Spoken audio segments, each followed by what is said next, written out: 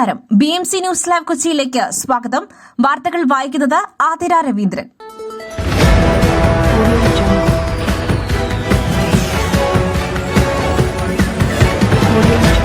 ഈ വാർത്തകൾ നിങ്ങൾക്കായി അവതരിപ്പിക്കുന്നത് Mayil food stuffs Mookkannoor, powered by Leotech solar solutions, city tower, city wear and city shoes Angamaly and Cochin Kalabhavan Angamaly franchise.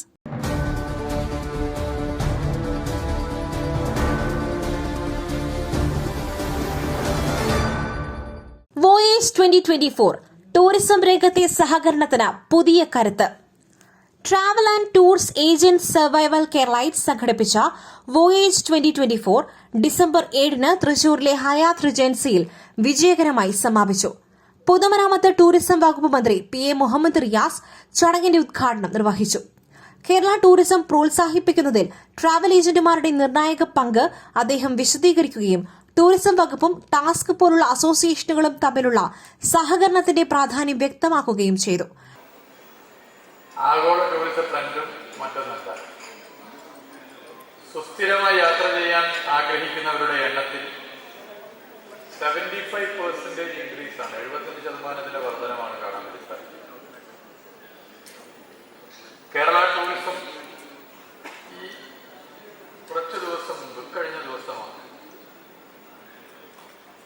Munnar മാങ്കുളത്ത് സംഘടിപ്പിച്ച global women conference, അത് international centre for responsible tourism സ്ഥാപകൻ mister Harold Godwin പങ്കെടുത്ത് അദ്ദേഹം കേരളത്തെക്കുറിച്ച് പറഞ്ഞത് സുസ്ഥിര വികസന മാതൃക വിനോദസഞ്ചാര മേഖലയുടെ അടിത്തട്ടിൽ നിന്ന് വളർത്തിയെടുക്കുന്നതിൽ കേരളം ലോകത്തിന് തന്നെ മാതൃകയാകുന്നു എന്നുള്ളതാണ്.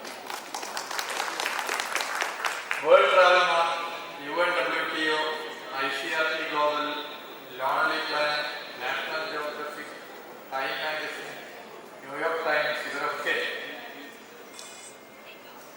കേരളത്തെ ടൂറിസം മേഖലയിൽ വലിയ നിലയിലാണ് വാഴ്ത്തിയത്. ലോകത്ത് നിർബന്ധമായും കണ്ടിരിക്കേണ്ട പ്രധാനപ്പെട്ട 50 ടൂറിസ്റ്റ് കേന്ദ്രങ്ങൾ ഒന്നായി കേരളത്തെ തെരഞ്ഞെടുത്തു എന്നത് ഞാൻ ഈ വേളയിൽ ചൂണ്ടിക്കാട്ടാനാണ്.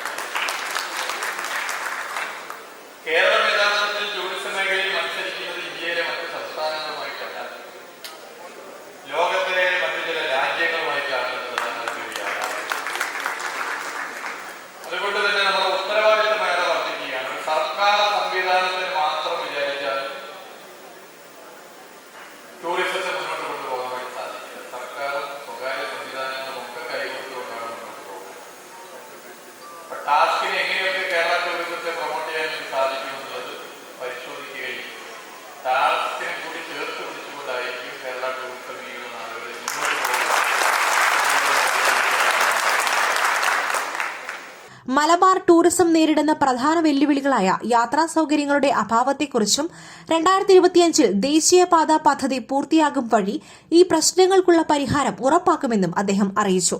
ഗവൺമെന്റ് റെസ്റ്റ് ഹൌസുകളുടെ ഓൺലൈൻ ബുക്കിംഗ് സംവിധാനം ഉപഭോക്താക്കൾക്ക് കൂടുതൽ എളുപ്പമാക്കുകയും അതുവഴി ടൂറിസം വരുമാനം വർദ്ധിപ്പിക്കുകയും ചെയ്യുന്ന നടപടികൾ വിപുലപ്പെടുത്തുന്നതായും അദ്ദേഹം വ്യക്തമാക്കി.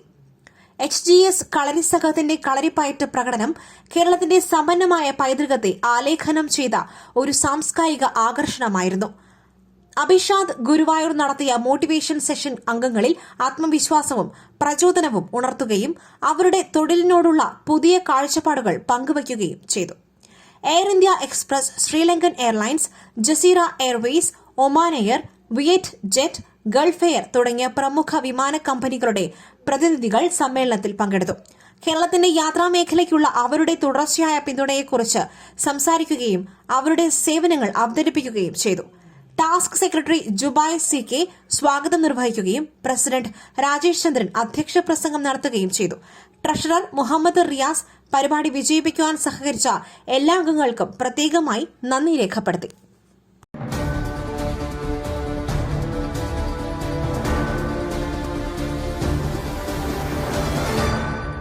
മറ്റൊരു വാർത്തയുമായി കണ്ടുമുട്ടുന്നതുവരെ നന്ദി, നമസ്കാരം.